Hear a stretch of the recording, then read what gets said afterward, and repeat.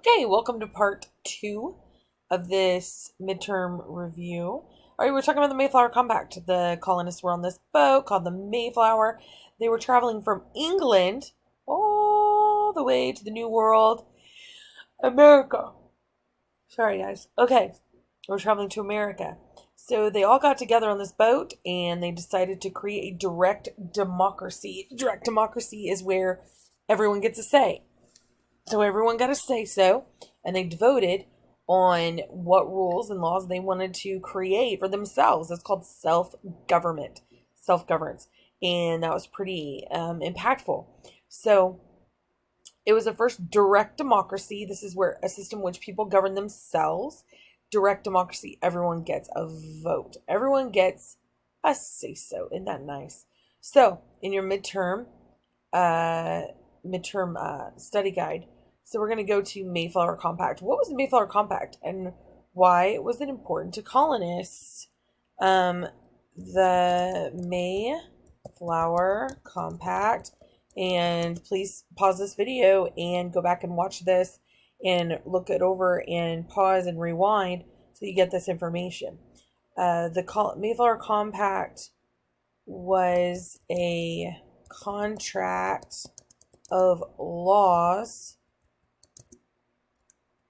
the colonists created for themselves while aboard the ship called what do you think it was called? Mayflower. Okay. What is self-government? When the people rule themselves. I'm going to put over here all power. All power goes to people. What is direct democracy? Why is it indented like that? Because the Mayflower Compact, I want you to know when you study for this, the Mayflower Compact, there were two parts to it. This was an example of self-government. It's also an example of, direct democracy. Direct democracy is where a government where every citizen gets a vote on every situation. Every situation. This works in small groups or small things like a group of small colonists on a small boat, but it won't work for America because direct democracy, we have to have a representative democracy.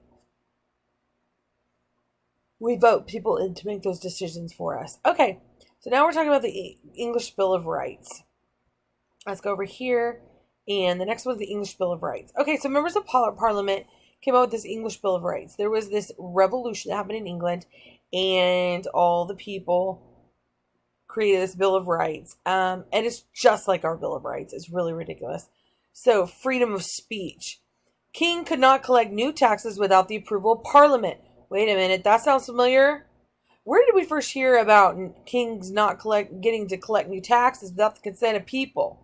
Where was that? That's right, it was the Magna Carta. Right here. Baron said, you don't get to consent, you don't get to tax us anymore without our consent. The English Bill of Rights articulated that very well. Right to bear arms. What is another one? The right to petition the government. No cruel or unusual punishment. A lot of it's exactly like our Bill of Rights. Okay. So that leads, let's go ahead and fill this in. The English Bill of Rights. How was the English Bill of Rights significant to colonists in North America? Their rights were being violated by the English king, and they didn't like it.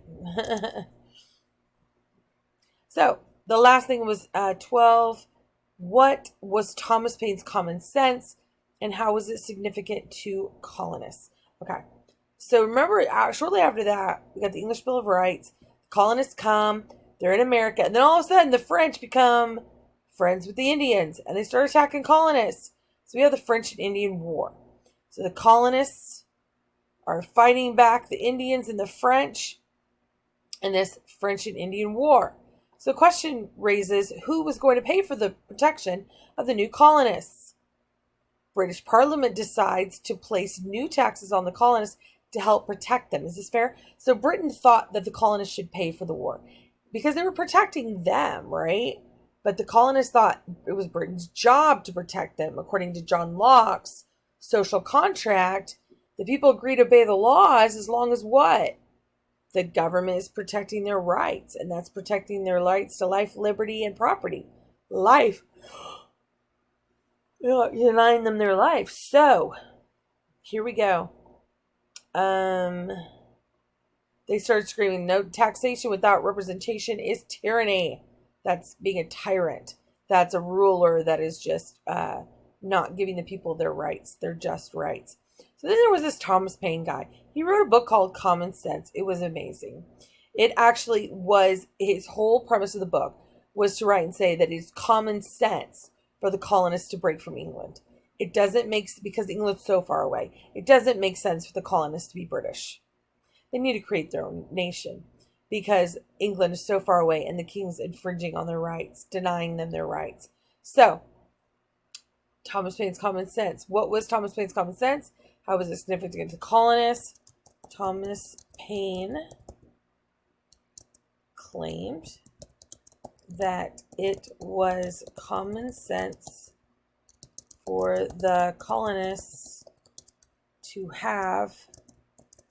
to form their own government and break ties with Britain. There we go. So that was Tom. Oh, not misspelled Britain. There we go. All right. So awesome job with that. We're almost done. Well, we're getting there. Okay. So Road to Revolution. Now, we covered some of this, but some of this we didn't cover. I don't have a PowerPoint for this because this is going to go fast. French and Indian War. We already talked about the French and Indian War. So this was the French and Indians versus Britain and colonists. And Britain had to come and protect the colonists from the French and Indian. Okay, so after that war, who's going to pay for that war? Britain thought the colonists should do that. So the Stamp Act. Britain wanted colonists to pay for the war. So they charged them a stamp tax on their playing cards and all documents. Oops.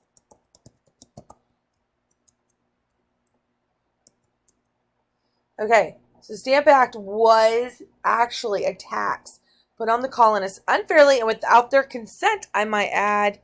And so, when Britain put the Stamp Act, how did the colonists respond to that?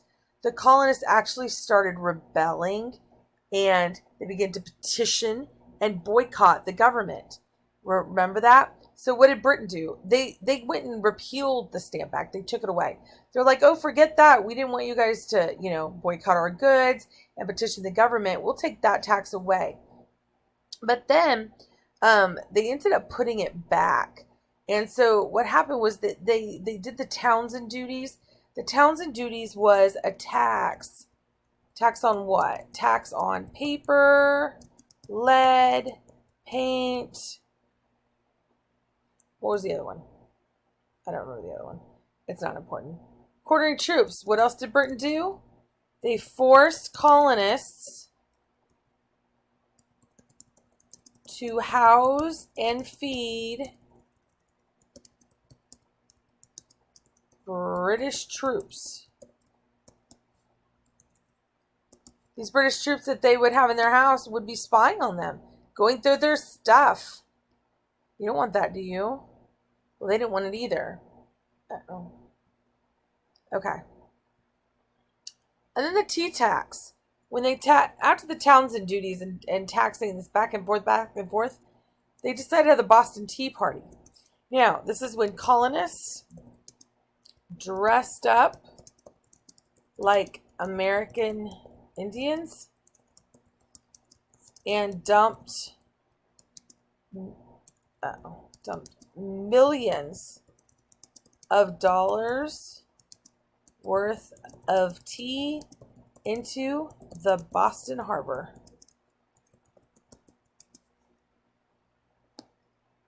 Yeah, that made a statement.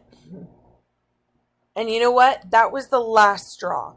That was the part where the king was like, enough is enough. These people are completely mad, out of their minds. So then Britain, Parliament, passed the Intolerable Acts. The Intolerable Acts did a couple of things. One, it closed the Boston Harbor.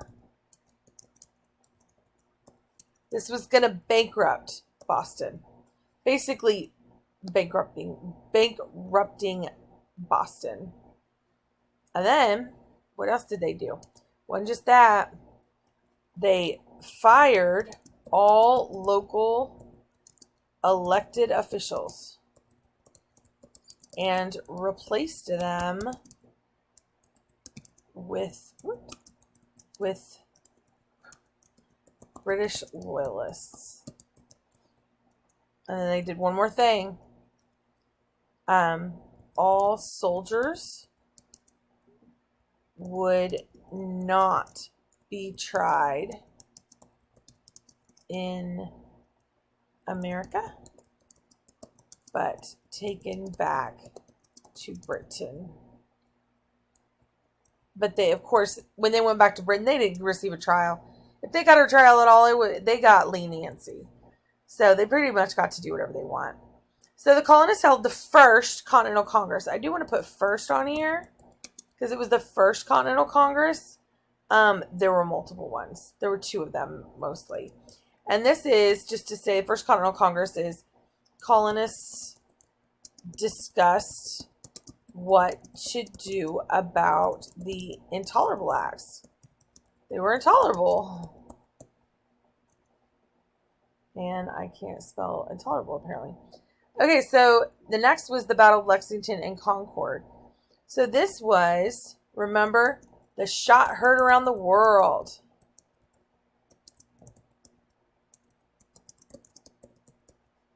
Uh-oh. World.